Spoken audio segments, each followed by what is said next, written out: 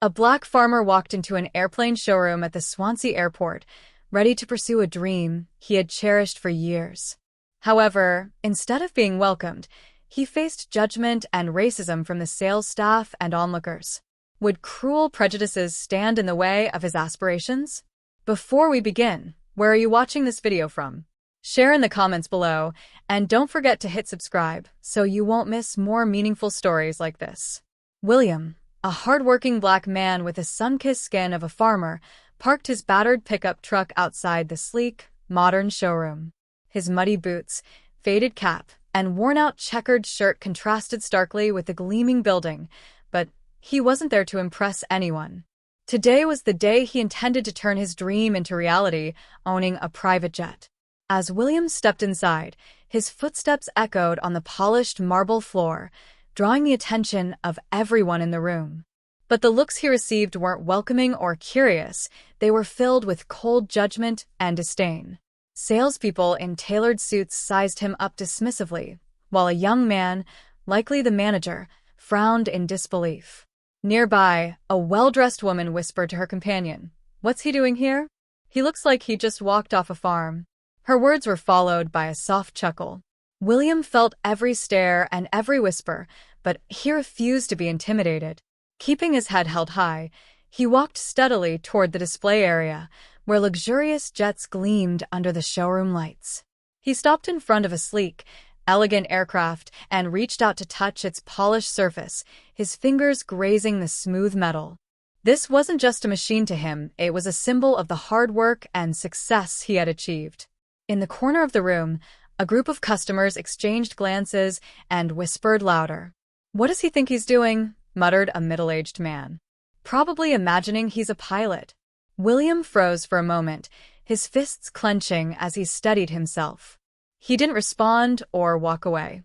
Instead, he stood firm, silently reminding himself that he had every right to be there, just as much as anyone else. But this was only the beginning of what would be a long, challenging day. John, a young salesman with slicked-back hair and a perfectly pressed suit, noticed William from across the room. With an air of confidence befitting his upscale surroundings, John didn't bother to hide the disdain on his face as he approached William. His deliberate steps echoed, each one asserting his belief that William didn't belong there. "Excuse me, are you sure you're in the right place?" John asked, his tone dripping with mockery. His cold gaze swept over William, lingering on his faded cap, simple shirt, and mud-streaked boots. "This is an airplane showroom, not a gas station." The insult was sharp and deliberate, leaving no doubt about John's opinion. William turned slowly to meet John's gaze, his eyes calm yet resolute. He didn't respond, choosing instead to rest his hand gently on the jet's surface, as if drawing strength from it. His silence was not weakness, but a deliberate act of composure. John wasn't finished. Taking another step closer, he breached William's personal space, his voice sharp and cutting. "I think you'd find something more fitting for yourself over at the used car parts store," he sneered. "This place is for people who know what they're doing and who actually have the means. You get what I'm saying?" John's words carried an unspoken message. He didn't believe someone like William, rugged, unpolished, and out of place in this luxurious setting, belonged here. In John's world, clients arrived in designer suits, sporting luxury watches, and stepping out of high-end cars. Anyone who didn't fit that mold was beneath his notice. Other customers began to take notice of the exchange. A few cast discreet glances in William's direction, their eyes filled with curiosity and amusement. Near the window, a woman leaned toward her companion and whispered, "He's wasting his time." But William stood firm, his gaze never wavering. He had worked hard for this moment, and no amount of prejudice or insult would take it away from him. William could hear the murmurs echoing through the airplane showroom, but he chose to remain silent. He knew any rash reaction would only reinforce the stereotypes these people already held about him. Instead, he took a deep breath, keeping his gaze steady and his focus fixed on his dream. The sales associate, John, mistook William's calmness for submission. His smirk widened, dripping with condescension. "Do you even want to know the price of this plane?" John drawled, deliberately dragging out the words. This isn't something someone like you can easily afford. I'd suggest you save your time and ours. John's words were a blatant attack on William's pride, but William didn't flinch. Instead, he stood taller, his eyes gleaming with quiet determination. He knew he didn't need to prove himself to anyone in that room. But he also didn't know that an even greater challenge was waiting just ahead. As William struggled to maintain his composure, he ran his hand across the sleek control panel of the airplane before him, feeling the intricate craftsmanship. The silence around him was fragile, but it was soon shattered by whispers from other corners of the room. "He's probably just here to take pictures," a woman near the reception desk muttered, her tone thick with sarcasm. She stood with her arms crossed over her expensive dress, as if the scene before her was some kind of joke. "Pictures? I bet he thinks this is some kind of giveaway," an older man seated on a leather chair responded with a chuckle. His laughter drew a few smirks from those nearby, adding to the oppressive weight of the room's atmosphere. William could feel their eyes on him, not out of curiosity, but judgment and scorn. Some looked away when he glanced in their direction, but the mocking expressions on their faces were hard to miss. The murmurs grew louder, no longer masked by subtlety. A young man near the reception counter sneered openly. "Look at the way he's dressed. Bet he thinks he belongs here. What a joke." The remarks didn't stop. Another customer, a middle-aged man with silver hair and thick glasses, smirked and added, "Maybe he's here to apply for a cleaning job. Probably wants to polish the planes." This time, several people laughed outright. The comments carried an unmistakable racial undertone. Near a smaller aircraft, a woman shrugged and said to her companion, "I don't think this is a place for someone like him. Maybe he should stick to working in the fields." Each remark was like a blade, cutting into William's sense of dignity. The prejudice he faced wasn't just about his appearance, it was an attack on his identity. As a black man who had worked tirelessly to earn his success, he felt their words deeply. But William wasn't easily shaken. He took a deep breath, suppressing his emotions. Refusing to let their disdain drive him away, he walked calmly toward another employee, intending to ask for more information about the airplane. But before he could speak, John reappeared, his smirk as malicious as ever. "Back again? What do you want this time?" John said, his tone dripping with condescension. "I thought we made it clear this isn't the place for you. These planes aren't just for looking at." William turned to face John, his gaze steady and unwavering. "I'm not here just to look," he replied, his voice low and deliberate, emphasizing every word. Before William could say more, another sneer echoed from across the room. "Yeah, let him dream," a man's voice said loudly. "That's probably all he's good for." William's chest tightened, and his hands clenched not out of rage, but in an effort to maintain control. He knew losing his temper would only confirm their beliefs. Still, every cutting remark was like a wave crashing against him, testing the limits of his composure. Despite the hostility surrounding him, a spark of determination ignited within William. It wasn't anger, but an unyielding resolve. He refused to let their words define him or derail his dream. Yet the question loomed, how could he face this situation while preserving his dignity? Just as the tension reached its peak, William felt a gentle pat on his shoulder from behind. The unexpected gesture startled him, and he turned to see a familiar face. "William? I didn't expect to see you here," a warm and friendly voice broke through the oppressive atmosphere. Standing before him was Robson, an old friend from high school. Like William, Robson was black, but his career path had taken him to a different station in life. His neatly trimmed hair, expensive gray suit, and polished demeanor immediately caught the attention of the room. William turned to face Robson, his old friend from high school, who now stood confidently in an expensive gray suit and polished leather shoes. The contrast between their appearances couldn't have been more striking, yet Robson's warm smile and genuine presence felt like a beacon of hope in the judgment-filled showroom. "Robson? Is it really you?" William exclaimed, a rare smile breaking through his otherwise tense expression. "It's me," Robson replied, pulling William into a friendly hug. His voice was warm and encouraging, softening the tense atmosphere that had clung to William all day.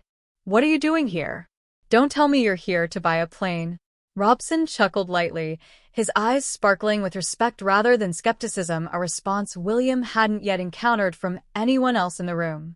After a brief hesitation, William replied, "Actually, yes, I'm here to buy a plane. But it seems like nobody here believes I can." Robson's eyes scanned the room, his expression growing firm as he noticed the disdainful stares. "The people here," he said resolutely. "You don't need to worry about them. They don't understand you, and honestly, they don't matter." William gave a small nod, though a hint of unease lingered. "Didn't you hear what they were saying?" he asked quietly. "The insults, the looks, they make me feel like I don't belong." Placing a reassuring hand on William's shoulder, Robson met his gaze. "William, remember who you are. You've worked hard your entire life to get here. Their words don't define your worth, and they certainly can't stop you from achieving your dream." Robson's smile returned, carrying a warmth that reignited a spark of confidence within William. "And I'm here to make sure you don't give up." As they chatted, William felt some of the tension ease. Yet, the oppressive atmosphere of the showroom lingered, intensified by the scrutinizing eyes and murmured judgments around them. John, the condescending salesman, stood nearby, arms crossed and gaze locked on the pair. His disdainful smirk only deepened at the sight of Robson, whose evident success further fueled John's irritation. "Looks like his friend's trying to act important too," John remarked loudly to a colleague, drawing attention from nearby customers. The whispers and sneers shifted from William to Robson, but the intent remained the same: undermine and belittle. Sensing the escalating hostility, William leaned toward Robson and spoke softly. "Sometimes I wonder if it's even worth it. Those looks, they make me feel like I'm on a battlefield I can never win." Robson shook his head firmly. "It's worth it, William. No one gets to decide your dream except you. If you give up, that's when they win. But if you stand your ground and keep going, you'll prove them wrong." William's faint smile returned as he felt his resolve strengthen. Even so, the weight of the room bore down on him, a constant reminder of the judgment he faced. He decided it was time to leave, but just as he turned to step away, a booming voice shattered the fragile silence. "Do you think you can buy an airplane dress like that?" The words echoed across the showroom, drawing attention from everyone present. The speaker, a middle-aged man in an expensive suit, smirked as he locked eyes with William. His mocking tone and smug demeanor made it clear he was seeking an audience. William stopped in his tracks, his shoulders tensing. The man continued, his voice laced with derision. "Seriously, just look at yourself. You should probably head back to your farm, that's where you belong." A few customers chuckled, their laughter carrying through the room. William stood still, refusing to react rashly, even as the oppressive judgment thickened around him. Robson, however, had heard enough. Stepping forward, he confronted the man with a sharp glare. "I don't recall there being a rule that says someone can't buy an airplane based on how they dress or what they do for a living," he said firmly. "Or is it that you think you have the right to decide who belongs here?" The man chuckled dismissively, though irritation flickered in his eyes. "I'm just saying what everyone else is thinking," he replied with a shrug. "But if you're his friend, it's no wonder. Do you even know where you are? This isn't a place for—" "That's enough," William interrupted, his voice calm but commanding. He turned to face the man, his steady gaze silencing the room. "I know exactly where I am, and I don't need your approval to be here." The tension hung in the air, thick and unyielding, but William stood firm, his resolve unshaken. In that moment, he wasn't just fighting for a dream, he was standing against every doubt, every prejudice, and every attempt to undermine his worth. The polished leather shoes of Robson sharply contrasted with William's simpler, dust-streaked boots as the two men stood face to face. William's eyes widened in recognition, and a rare smile broke across his face. "Robson? Is it really you?" Robson smiled warmly, pulling his old friend into a hearty embrace. His presence seemed to cut through the tension in the air, though the scrutinizing stares in the showroom hadn't yet shifted away. "What are you doing here?" Robson asked, his tone a mix of curiosity and encouragement.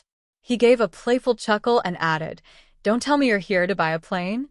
His voice carried no mockery, only genuine interest, something William hadn't experienced from anyone else that day.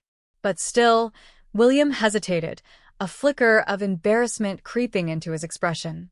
The contrast between the two of them felt almost insurmountable, not just in their attire, but in the way Robson carried himself with confidence, as though this exclusive showroom was built for people like him. After a brief pause, William answered honestly, "Actually, yes. I am here to buy a plane. But it feels like no one here believes I can." Robson's smile faded as his gaze swept the room, quickly catching the judgmental glances and smirks of those nearby. His expression hardened. "The people here," he said firmly, "don't matter. They don't know you, and honestly, they don't need to understand you." William gave a faint nod, though a shadow of doubt lingered in his eyes. "Didn't you hear what they've been saying?" he asked, his voice low. "The insults, the looks, they make me feel like I don't belong here." Robson placed a reassuring hand on William's shoulder, meeting his gaze with unwavering resolve. "William, remember who you are. You've worked hard to get here. Their words don't define your worth, and they sure can't stop you from achieving your dream." A small smile softened his face. "And I'm here to make sure you don't give up." Robson's words were a spark to the embers of William's confidence, reigniting a flame that had been smothered by the weight of prejudice and doubt. For the first time that day, William felt a sense of warmth, a lifeline of friendship in an otherwise cold and hostile room. The two began to chat, easing some of the tension in William's chest. But Robson's presence didn't go unnoticed. From across the room, John, the staff member who had sneered at William earlier, stood with his arms crossed, his cold gaze fixed on the pair.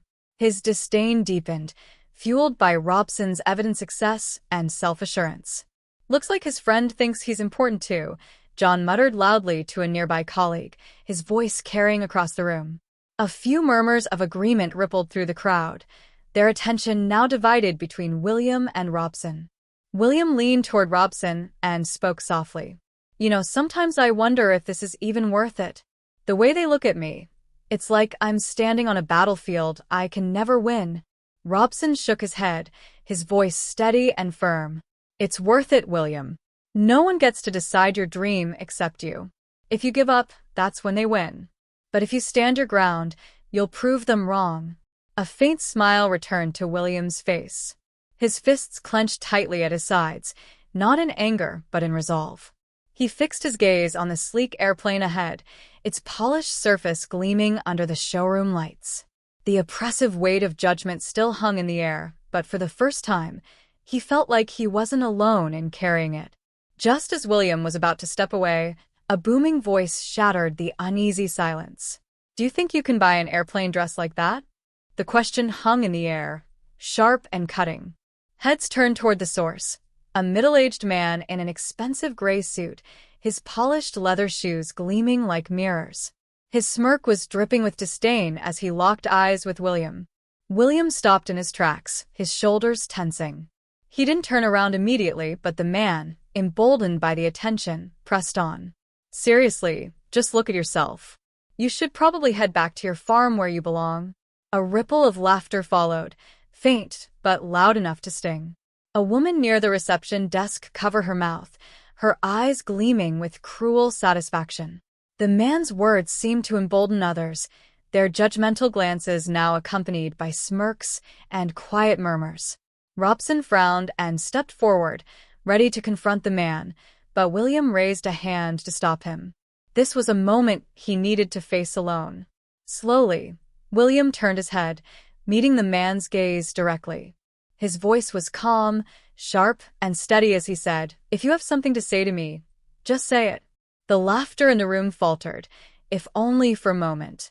The man blinked, surprised by William's composure, but quickly regained his sneer. "Straightforward, huh? Fine.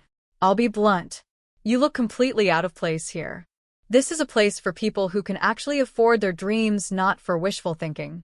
A few nearby nodded in agreement, emboldened by the man's audacity. Before William could respond, Robson stepped forward, his voice icy but controlled. "I don't recall there being a rule that says someone can't buy an airplane based on how they dress or what they do for a living. Or is it that you think you have the right to decide who belongs here? The man chuckled dismissively, though his irritation was evident. I'm just saying what everyone else is thinking, he replied with a shrug. Robson leaned closer, his voice low but resolute. Well, maybe it's time for you and everyone else to rethink what you're thinking. The polished leather shoes sharply contrasted with William's simpler appearance as he stared at Robson for a few moments. His face lit up with a rare smile, one that had been absent all day. Robson, is it really you? He exclaimed. Robson smiled back, pulling William into a friendly hug. His presence seemed to soften the tense atmosphere around them, though the scrutinizing eyes of the room remained fixed on the pair. What are you doing here? Robson asked, his tone a mix of curiosity and encouragement. Don't tell me you're here to buy a plane? He chuckled lightly, his eyes sparkling with respect rather than skepticism, something William had never received from anyone else in the room.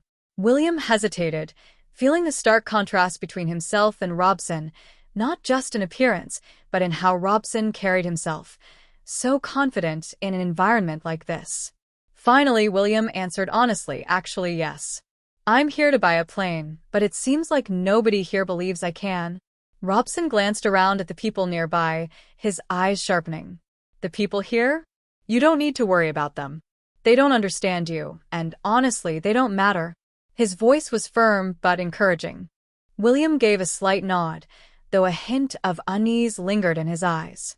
Didn't you hear what they were saying? He asked, his voice dropping slightly. The insults, the look they make me feel like I don't belong here. Robson placed a hand on William's shoulder, looking him straight in the eye. William, remember who you are. You've worked hard your entire life to get here. Their words don't define your worth, and they certainly can't stop you from achieving your dream. A smile returned to Robson's face. And I'm here to make sure you don't give up. Robson's words ignited a spark of confidence in William, a warmth of friendship he hadn't felt all day. The two began chatting, and William felt some of the tension in his chest ease. Yet, Robson's presence seemed to draw increasing attention from those around them. Across the room, John stood with his arms crossed, his icy gaze fixed on them. A faint smirk of disdain spread across his face. Looks like his friend's trying to act important too, John remarked to a colleague nearby, loud enough for others to hear. A few attendees began murmuring, no longer focusing solely on William, but also turning their scrutiny toward Robson. William noticed this and leaned closer to Robson. You know, he said softly, sometimes I wonder if it's even worth it. Those looks, they make me feel like I'm standing on a battlefield I can never win. Robson shook his head firmly. It's worth it, William. No one gets to decide your dream except you. If you give up, that's when they win. But if you stand your ground and keep going, you'll prove them wrong. William offered a faint smile, feeling his strength return. But he knew this challenge was far from over. Not with John's piercing eyes or the venomous whispers still circulating around them. Even so, Robson's presence had rekindled his confidence. He clenched his fists tightly, his gaze fixed on the airplane. The oppressive atmosphere in the showroom felt like a storm on the verge of breaking. He decided it was time to leave. Just as he was about to step away, a voice shattered the fragile silence. Do you think you can buy an airplane dress like that? The voice boomed, loud enough for the nearby customers to turn their heads. A middle-aged man in an expensive gray suit and polished leather shoes raised his voice intentionally, smirking at William with undisguised disdain. William stopped, his shoulders tensing, but he didn't turn around immediately. The man, realizing he had the attention he wanted, continued in a mocking tone. Seriously, just look at yourself. You should probably head back to your farm. That's where you belong. A few chuckles rippled through the crowd, faint but loud enough to echo throughout the showroom. A woman near the reception desk covered her mouth with her hand, her eyes gleaming with satisfaction. The mocking remarks seemed to fuel a wave of judgmental glances from every corner of the room, savoring the drama. Robson frowned and stepped forward, but William raised a hand to stop him. He knew this was a moment he needed to face on his own. Slowly, William turned around, his eyes meeting the older man's gaze directly. If you have something to say to me, just say it, William replied, his voice calm yet sharp. His words weren't loud, but they were piercing enough to silence the laughter, if only for a moment. The man seemed taken aback by William's response, but quickly regained his composure. Straightforward, huh? He sneered. All right, I'll be blunt. You look completely out of place here. This is a place for people who can actually afford their dreams, not for wishful thinking. A few people nearby nodded in agreement, as if the man had voiced what they were all thinking. John, standing a few steps away, crossed his arms and smirked coldly. He didn't say a word, but his silence seemed to encourage the man's venomous comments. Unable to hold back any longer, Robson stepped forward and confronted the man. I don't recall there being a rule that says someone can't buy an airplane based on how they dress or what they do for a living, he said coldly. Or is it that you think you have the right to decide who belongs here? The man chuckled dismissively, though his eyes flickered with irritation. I'm just saying what everyone else is thinking, he shrugged. But if you're his friend, it's no wonder. Robson's presence seemed to add fuel to the fire, but William stood firm, his heart now burning with determination. He wasn't about to let anyone define his worth by their limited perceptions. William's son, Marcus, entered the showroom with an air of authority. His eyes quickly scanned the room, landing on John, the sales associate who had been part of the earlier mockery. John's discomfort was evident as he avoided Marcus's gaze. Are you the one in charge here? Marcus asked, his voice calm but filled with authority. John flinched, forcing a nervous smile. I'm just a sales associate, he stammered. If you're looking for more, that's enough. Marcus cut him off, his eyes cold. You thought you had the right to treat my father that way. Your words, and the words of those here, weren't just insulting, they were discriminatory. I expect an apology now. The room fell into an uncomfortable silence. John's eyes flickered around the room, seeking support, but no one stepped in. The middle-aged man who had mocked William earlier retreated, his arrogance draining away. We didn't mean any harm, John mumbled, trying to steady his voice. Maybe it was just a misunderstanding. Misunderstanding? Marcus's voice grew sharper. You look down on my father because he's dressed differently? You think you have the right to decide who belongs here? John stood frozen, unable to respond. The customers who had been part of the ridicule avoided Marcus's unflinching gaze. Silence spread through the showroom, broken only by Marcus's firm voice. If there isn't an apology right now, I won't let this slide, Marcus continued. I'm a lawyer. My father wasn't just insulted, he was discriminated against in a public business setting. If necessary, I will pursue legal action. Whispers rippled through the room, but no one dared challenge Marcus. John's face paled as he bowed his head toward William. I apologize if my words offended you, sir, John muttered. William met his eyes, his expression steady and resolute. This apology isn't for me, he replied. It's a lesson for all of you to treat everyone with respect, no matter how they look or where they come from. Marcus turned to the group of customers who had laughed at William earlier. What about you? Did you think you had the right to laugh at my father just because he's not like you? No one answered. The middle-aged man who had been the loudest earlier mumbled something before quickly lowering his head. A few others hurriedly found excuses to leave, unwilling to face Marcus. Marcus turned back to his father, placing a reassuring hand on his shoulder. Dad, let's go. They've seen enough. But inside Marcus, a fire of resolve burned brighter than ever. This wasn't just about a single act of disrespect. It was a deeper issue, and he was determined to fight it. A few weeks later, a lawsuit was filed against the company owning the aircraft showroom for discriminatory practices and humiliating a customer. Marcus led the legal team, gathering solid evidence, witnesses, and compelling arguments. The first hearing drew a full courtroom, including representatives from the company and employees like John. John's face was tense as he sat quietly with the company's legal team, avoiding Marcus's gaze. Marcus began his opening statement, calm but powerful. Your Honor, he said, scanning the room, we are here today to expose a painful truth. Discrimination still exists and is tolerated in modern business environments. My father, William, was subjected to an unacceptable act, an act no one should ever endure. The company's attorney immediately objected. Your Honor, we believe this case has been exaggerated. The remarks Mr. William overheard were mere misunderstandings, not intended to offend or discriminate. Marcus stood firm. Misunderstandings, he emphasized, his sharp eyes locking on the opposing team. We have clear evidence that this wasn't a misunderstanding. It was a deliberate attempt to humiliate and demean my father, and I will prove that now. Marcus called Patricia, a former employee at the showroom who had secretly recorded the incident, to the witness stand. Patricia, Marcus asked, his voice commanding, can you recount what you witnessed that day? Patricia took a deep breath, briefly glancing at John, who now seemed to shrink in his seat. I saw everything, she said firmly. John and some customers made discriminatory remarks toward Mr. William. They mocked him for his appearance and profession. I couldn't stay silent, so I secretly recorded the conversation. Marcus nodded, a confident smile briefly crossing his face. Do you have that recording? Patricia handed over her phone, and Marcus connected it to the courtroom's audio system. As the recording played, the room fell silent. The voices of John and the customers echoed, mocking William for his appearance and suggesting he's go back to his farm. Each word cut through the air like a knife. John sat motionless, his face pale.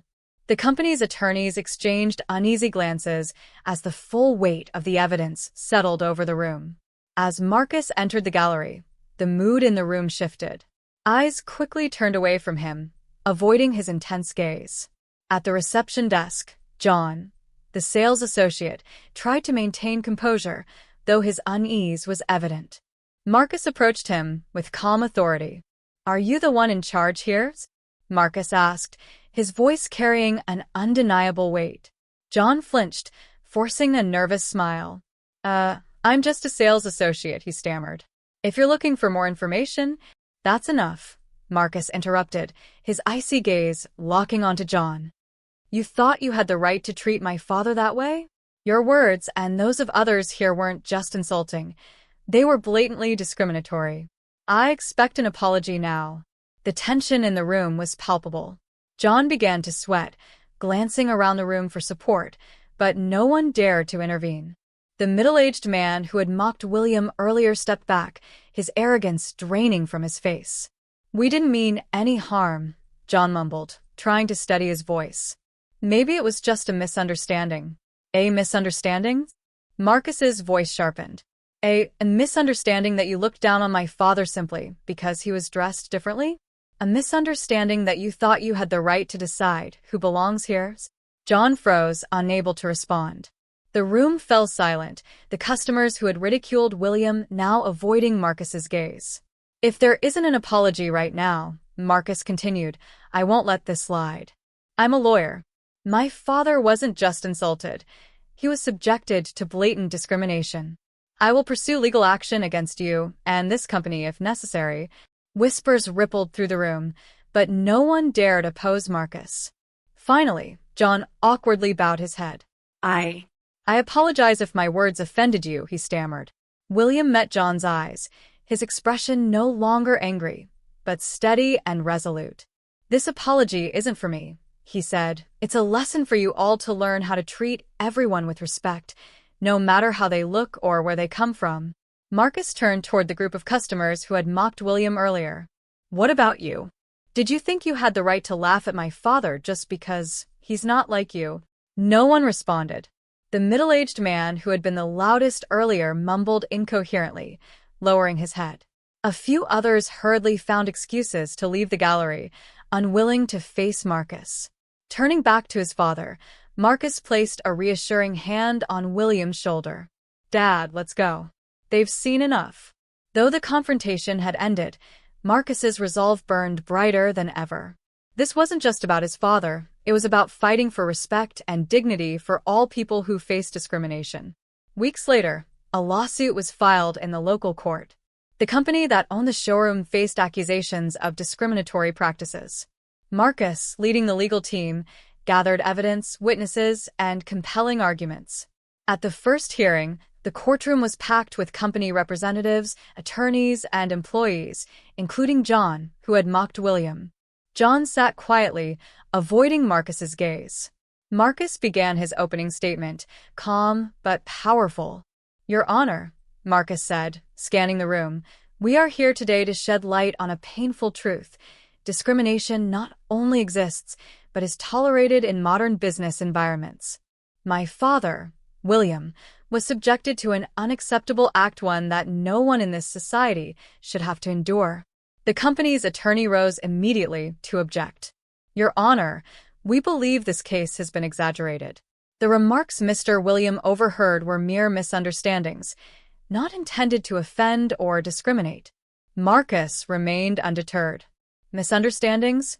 he asked, each syllable emphasizing his point. "We have clear evidence that this was no misunderstanding. This was a deliberate attempt to humiliate and demean my father, and I will prove it." He signaled for Patricia, an employee who had secretly recorded the incident, to take the stand. Patricia's eyes briefly met John's, who now seemed to want to shrink in his seat. "I saw everything," Patricia said firmly. "John and some customers made discriminatory remarks toward Mr. William. They mocked him for his appearance and profession. I couldn't stay silent, so I secretly recorded the conversation." Marcus nodded and handed Patricia the phone, which she connected to the courtroom's audio system. The recording played, filling the room with the mocking voices of John and the customers. "You think you can afford a plane in that suit? Go back to your farm. He probably thinks this place gives out freebies." The room fell into a heavy silence, each insult cutting through the air like a knife. The company's lawyers fidgeted, visibly uncomfortable. John's face was pale, and the company's defense was unraveling. Marcus stood tall, his gaze piercing. "This isn't an isolated incident. It's a systemic issue." John was not only making those comments, but was supported by approving glances from his colleagues and even customers. "This isn't just a few bad apples. This is an environment that tolerates such behavior." The company's lawyers scrambled to maintain control. "We will implement additional training for employees and enforce stricter oversight moving forward," one lawyer said, attempting to redirect the issue. Marcus wasn't about to let them off so easily. "Training alone won't suffice," he replied. "My father is not the first to be treated this way, and unless significant action is taken, he won't be the last. The company must take responsibility not just for the words spoken, but for the systemic silence that enables such behavior." The judge, an older woman with a stern expression, spoke after a long pause. "The evidence is clear," she said gravely. "Mr. William was subjected to unfair and discriminatory treatment. The company has a duty to create a fair business environment that does not tolerate such behavior." Turning to the company's legal team, she added, "I advise you to reconsider your stance before we proceed. Do you wish to continue arguing? Or would you consider discussing a reasonable settlement?" The company's lawyers conferred hurriedly. Finally, one of them stood, his voice reluctant. "We're willing to discuss settlement terms." The judge nodded. "Good. We will proceed with settlement discussions in the next session. But let me remind you, if a satisfactory resolution is not reached, this case will proceed to trial, and I will ensure justice is served." Marcus turned to his father, a faint smile crossing his lips. "We're on the right track, Dad," he whispered, his eyes shining with pride. But he knew this was only the first step in their fight for justice. The battle was far from over. The final morning of the trial arrived, and the courtroom was packed. William and Marcus stood composed, knowing this was the pivotal moment. The judge entered, her expression stern as she delivered her verdict. "After thoroughly reviewing the evidence and hearing testimonies from both sides, I have reached the conclusion that Mr. William has endured severe discrimination in a public business setting." The company's legal team exchanged anxious looks, but Marcus stood tall, confident that justice would be served. The courtroom was charged with an electric tension as the judge prepared to deliver her verdict. Her words were clear, and her eyes swept over the defense team, knowing the weight of the decision she was about to make. The statements presented in court are not only personally offensive, but also reflect a culture of disrespect and tolerance for misconduct within the defended company, she declared. A murmur spread through the room as everyone braced for what was to come.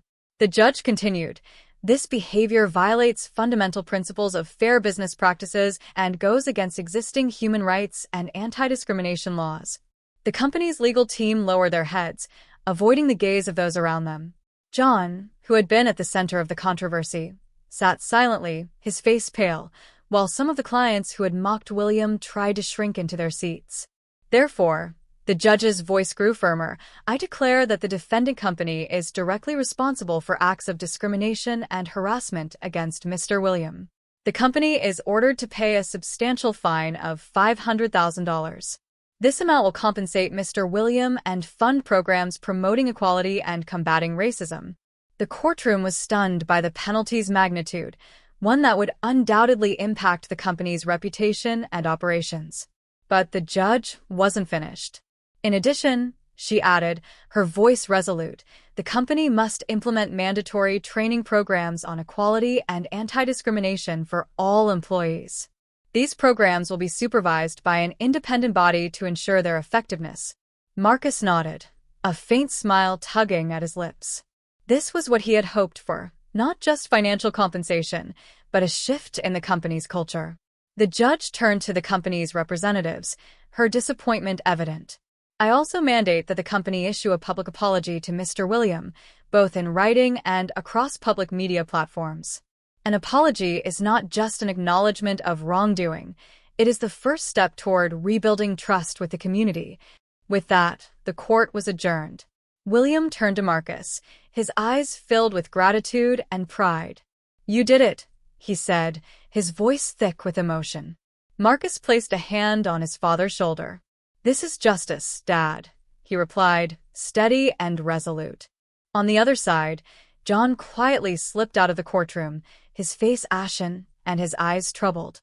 The company's legal team packed up, knowing the verdict was more than a punishment. It was a costly lesson. As William and Marcus exited the courthouse, sunlight seemed to shine brighter. Reporters swarmed them, cameras flashing incessantly, but William felt only relief and pride. Standing beside his father, Marcus addressed the crowd. "Justice is not just something we seek, it is something everyone deserves." And today, justice was served. The next day, in a showroom that once mocked him, William walked with confidence. The staff, once dismissive, fell silent as they saw him enter, the man who had once been ridiculed for his appearance. John, now behind the counter, looked like a shadow of the man he once was. The arrogance that defined him was gone, replaced by a flicker of unease. William approached John and the others, his voice calm but steady. "Do you remember me?" His words rang out, and the only response was a series of hesitant nods. "The last time I was here," he continued, "you laughed, mocked, and judged me based on my appearance. But today, I'm not here to buy a plane. I'm here to remind you that prejudices like yours don't diminish anyone's worth." John opened his mouth to speak, but William silenced him with a raised hand. "I don't need an apology. The court has already spoken for me. What I want you to remember is this. Every customer who walks through that door deserves respect no matter how they look, what they wear, or where they come from." William turned, leading Marcus to a display showcasing a rival brand, a company that had no connection to the incident. "Let's go," he said gently, his voice resolute. The new staff greeted him with genuine respect, and William's confidence was apparent as he made his decision. "I'd like to see your finest plane," he said, his tone professional and firm. Meanwhile, the employees from the original showroom could only watch in silence. John's hands gripped the counter tightly, realizing his attitude had cost not just a wealthy client, but someone with considerable influence. An hour later, William emerged from the rival company, having just signed a contract for the plane he had once been mocked for aspiring to own. The sense of triumph was not just in acquiring his dream aircraft, but in doing so on his own terms without bowing to anyone. As he glanced back at the showroom, he saw the employees who had ridiculed him. Their faces were filled with embarrassment and regret. He offered them a fleeting smile before turning away, leaving behind everything that had sought to diminish his worth.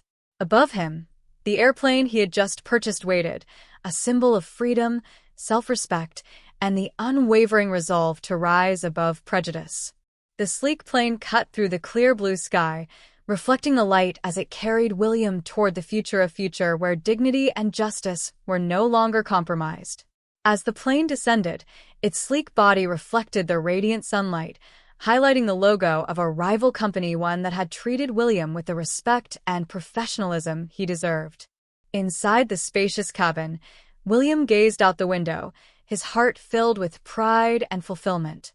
Beside him sat Marcus, the steadfast friend who had supported him throughout this challenging journey. The plane slowly touched down on the familiar land where William's family awaited.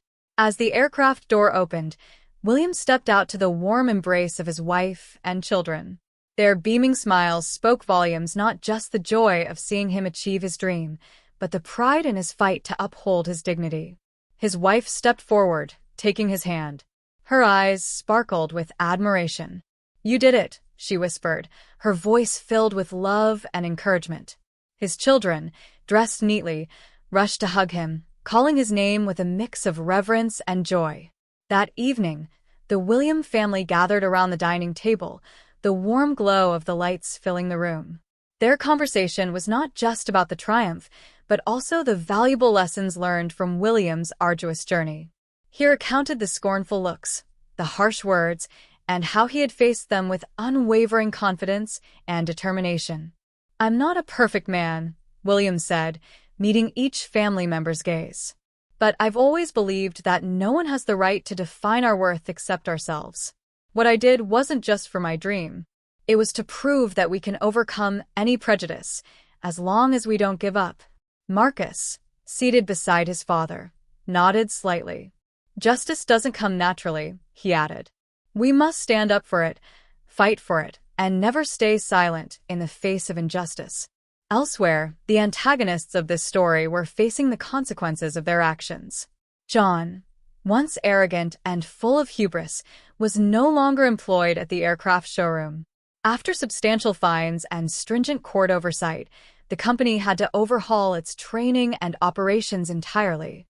The painful lessons were not just documented in reports, but etched into the memories of everyone involved. The customers who had joined in mocking William now reflected on their behavior. No longer laughing, they carried with them a sense of shame and an unforgettable lesson about how to treat others. William's story didn't end with purchasing his dream airplane. It became a powerful reminder to stand up against prejudice and racism in society. He wasn't just fighting for himself, but for those who lacked the voice or strength to confront injustice. That day, as William boarded his airplane once more, he carried not just the realization of a dream, but the pride of a journey that proved determination and self-respect could break any barrier. Soaring through the azure skies, his airplane wasn't merely a mode of transport. It was a symbol of the power of justice and faith in oneself. William's journey was more than just buying an airplane. It was a profound lesson in resilience, self-respect, and courage in the face of injustice. It reminds us that regardless of judgment or scorn, a person's worth lies not in the eyes of others, but in their own belief and relentless effort. What about you? If you were in William's position, how would you react? Share your thoughts in the comments below. If you enjoyed this story and want to see more meaningful content, don't forget to like, share it with your friends, and subscribe to the channel to never miss any future videos. Thank you for watching, and see you in the next video.